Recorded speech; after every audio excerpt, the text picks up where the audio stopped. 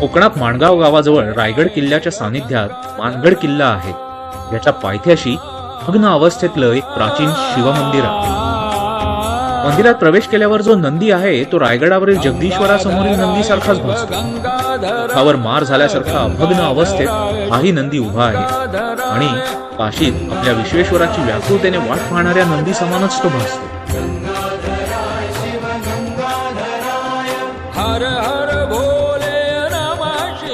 मंदिराच्या आतल्या भागातील शिवलिंग उद्ध्वस्त अवस्थेत आहे.